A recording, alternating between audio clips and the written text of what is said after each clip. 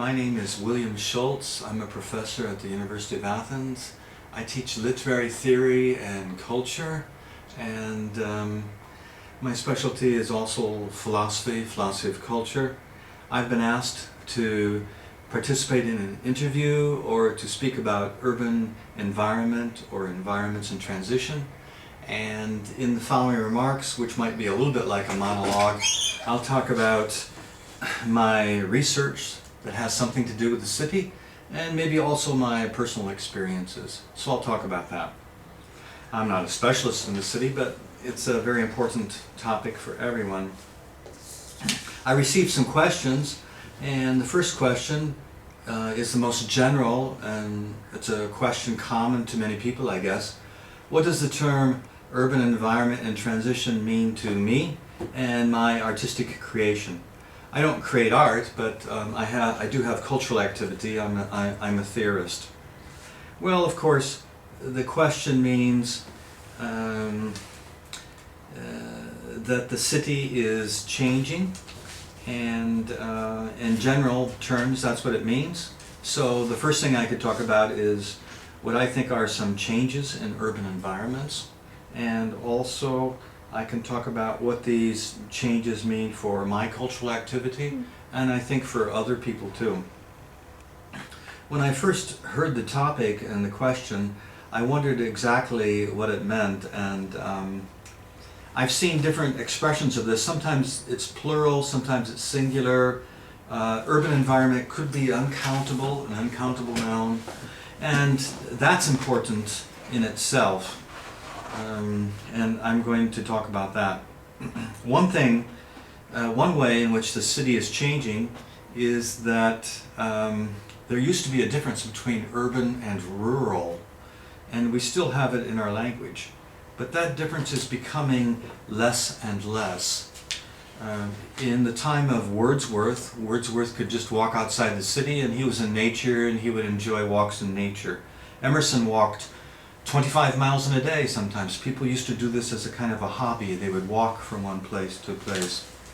And Henry David Thoreau, or Thoreau as they pronounced it in his time, he lived for a while at Walden Pond, and he secluded himself.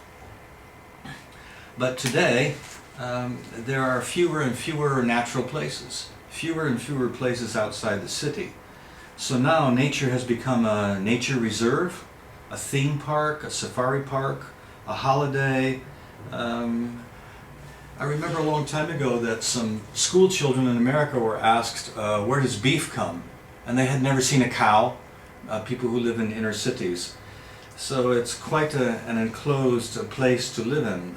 They don't even know the shapes of some animals, and they don't know where some of the meat and food products come from, the processed foods. To continue this idea about the difference between urban and rural, there has been a general citification of the world. More of the human world has become a city. And you can see this in the fact that in many countries, people moved away from the countryside and they moved into the cities. This happened in Japan, it happened in Greece, and a lot of other countries too.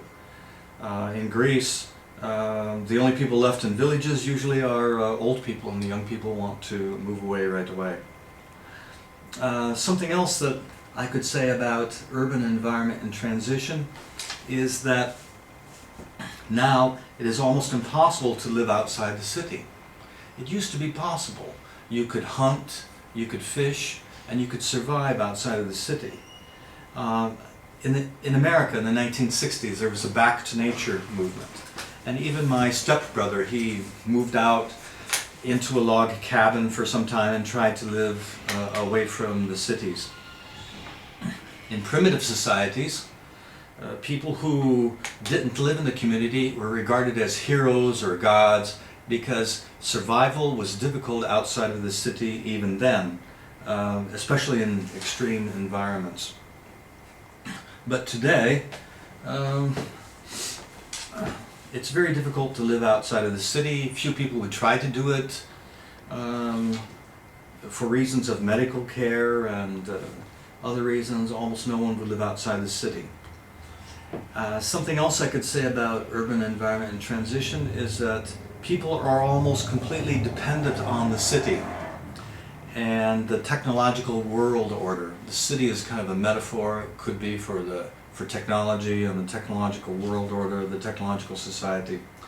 You can see this with the example of the homeless people, because although they do live in cities, you could also say that they're excluded from technology, they're excluded from the system of the city, and they're at the lowest order of the city, the people on the lowest level within the cities. It shows that they are very dependent on the cities, and they certainly need technology. Also, there's some other indication that people are very dependent on the city, and that's the economic imbalance that's occurring worldwide in all countries and in all cities. People, the new way to become rich is to control technology, and the new way to gain power is to control technology. You can see it in Africa. The people who control military technology can take control of a nation, and they become dictators.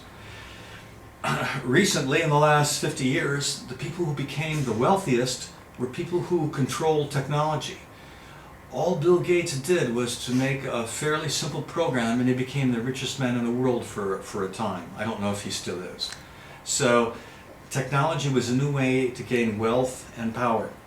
And what that means is that people who control it control the world, and the people who are excluded from it become homeless.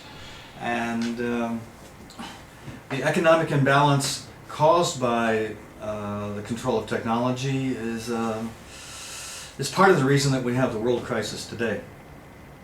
Another thing that I could say is that the modern city is erasing cultural and national differences.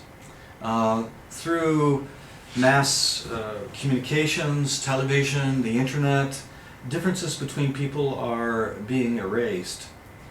Originally, civilization meant making public, making a common space, and because of this, particularities of speech, law, custom, culture, they gradually became eliminated. Think of all of the languages in India. How many languages? 3,000, 5,000 languages.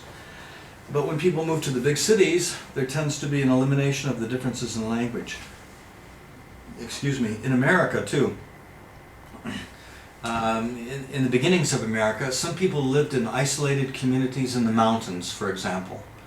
And there, they had their own laws, and they had particularities of language too. But as cities become bigger, these particularities are eliminated.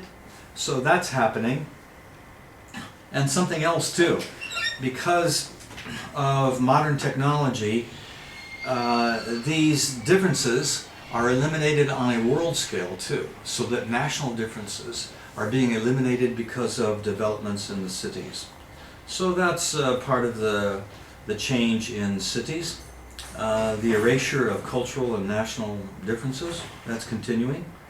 And maybe one last thing I could say about changes in urban environments is that there tends to be only one city now, and cities are no longer local, they're becoming more abstract. When you used to meet someone, the first thing you'd find out, you could tell their sex usually by looking at them. You'd find out their name, you'd find out maybe their occupation, maybe if they were married or not, and maybe a third question would be, where do you come from? People have asked me that before, and sometimes I don't know what to say because I come from many places, and it doesn't seem to matter as much anymore because of the exchange of information on a global scale. If you turn on the television, you find out about a bus accident in China. No, I feel sorry that someone's in a bus accident, but I don't really know those people. So we're developing connections between other people on a world scale, and we do this through technological means. So the cities are no longer local, they're losing their local nature, and because of that there tends to be only one city. So that's something different about cities. In America it used to be that people were proud of their individual cities, and they still are too, but gradually that's disappearing. In America, people move so much. They move from one city to another city, one house to another house. That's another reason why people become less identified with a particular location now. Now, as a second part of this question, what does it mean for my cultural activity, my artistic creation, the changes in the city? I've changed cities. I've lived in many different cities. In general, these changes in the city place limitations on my inner life and on my freedom too. People are more integrated into the city than ever before. Society today is much more integrated, the individual is much more dependent, and all aspects of the life are much more determined. And for me, this means that what I say or do, what I feel or what I think, is more determined by external sources. This is happening in my job, in particular at the University of Athens, with an increase in rules and regulations and evaluations. It's more difficult to have a long time to develop something new or to be different from other people. So it tends to make people more similar to each other, and it tends to create a new kind of status quo. Also, these changes in the city suggest to me that there's a need to redefine what a human being is, to be a human being in a new way. And this is a challenge because of new situations of life, new problems of life. People have to think of new kinds of behavior, and often they don't do it. I guess I could mention that now. I was planning to mention it a little bit later. A good example of that is with images of political oppression. Many times people think that they're being politically oppressed, but what might actually be the case is that because they are so integrated into society, because everything in their life is much more determined than it ever was before, they feel oppressed and they imagine it as some type of political oppression or oppression through their job. But what they really have to do is find new ways to be free, be human. They have to find that.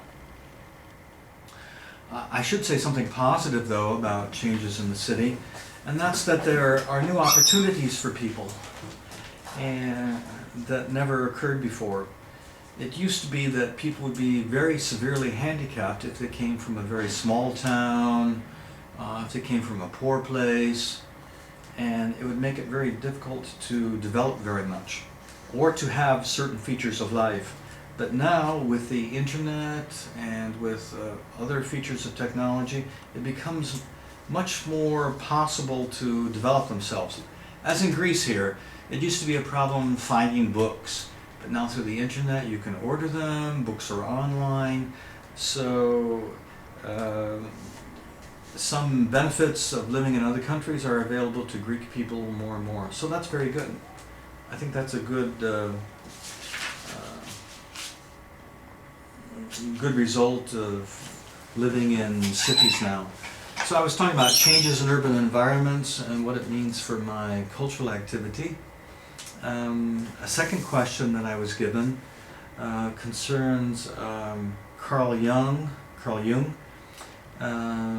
According to Carl Jung, civilized man unconsciously preserves the ideas, concepts, and values of life cherished by his distant fathers, and such ideas are expressed in society's myths and rituals. Do you believe that modern artists cherish the collective unconscious that the city of Athens offers them freely, or have they fallen victim to the globalization effect? Okay, I've met many artists, especially writers and poets in Athens, Greece, and this question asks about the collective unconscious from the past of Greece. Greece is in a unique situation in this respect because all the world admires the cultural achievements of ancient Greece, classical Greece. And the Greek people know this, and many Greek poets and writers that I've talked to, had dinner with, gone to parties with, they have mixed feelings about this. They wish that Greece could be considered as a modern cultural leader. They envy other countries. They're proud of the ancient past, and sometimes they criticize modern Greek cultural developments, that modern Greece isn't very good, and they do this. And what I could say about that, so there are mixed feelings about that. What I could say about that is that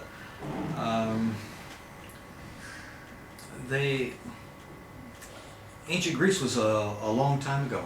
It was far away. So it was a long time ago. So if they want to achieve some kind of cultural preeminence today, one thing to do would be to not try to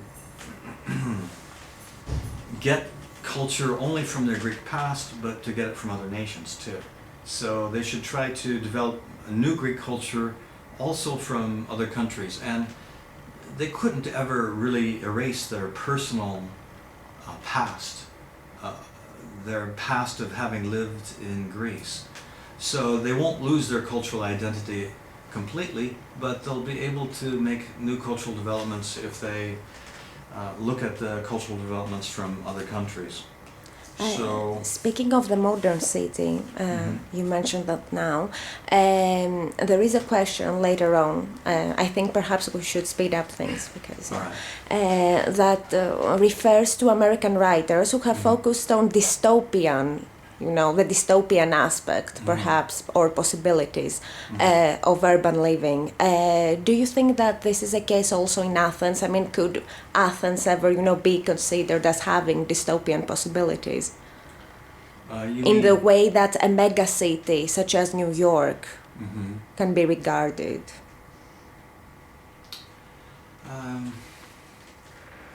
New York has often been the topic of the site of destruction films. The world has been destroyed, and destroy New York. And science fiction. I've seen that many times.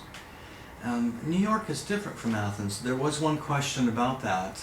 New York might be the first place that skyscrapers were developed, and also the New York as a symbol is very, very monolithic, as a symbol of capitalist success, American success, and the skyscrapers give a good image of that. Another city that's featured in science fiction, this is related, another city that's featured in science fiction is Los Angeles is one, and Las Vegas. Los Angeles is very sprawling, and Las Vegas for different reasons, because of all of the lights and the spectacle there.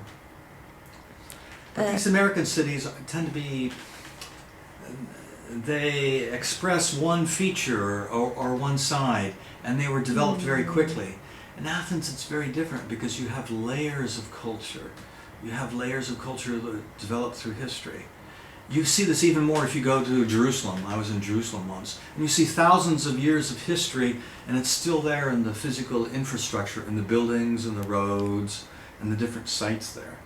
So Athens is halfway to Jerusalem, halfway between Jerusalem and New York. New York was built almost, in long-range historical terms, it was built almost instantly.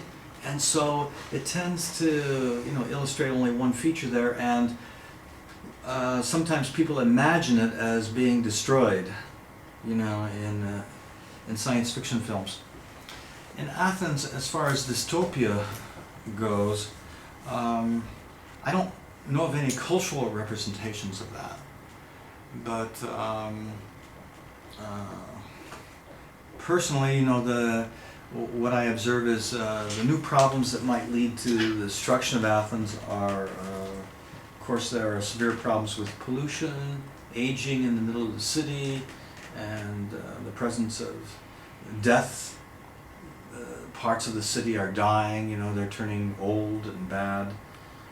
Though there are those common problems with other cities and other nations too. And perhaps you could tell us about your experiences in America. If you know there is any difference between the two, living there and urban living in particular, yes.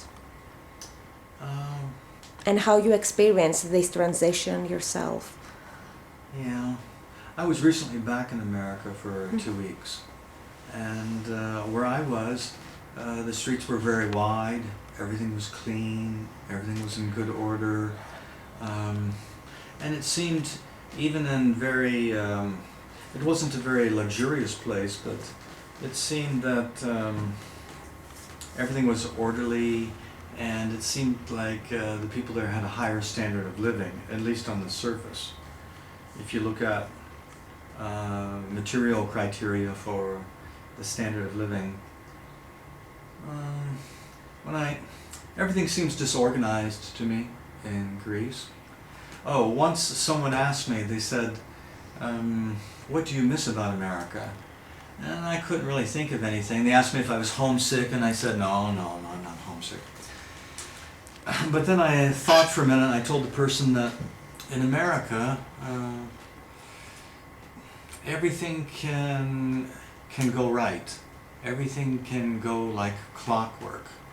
But I often have a feeling in Greece that there's a problem at every single step. There's a problem with something, you have to, before you go into the city center, I live outside the city center, I have to find out if the transportation will work, if the doctor's office will be open.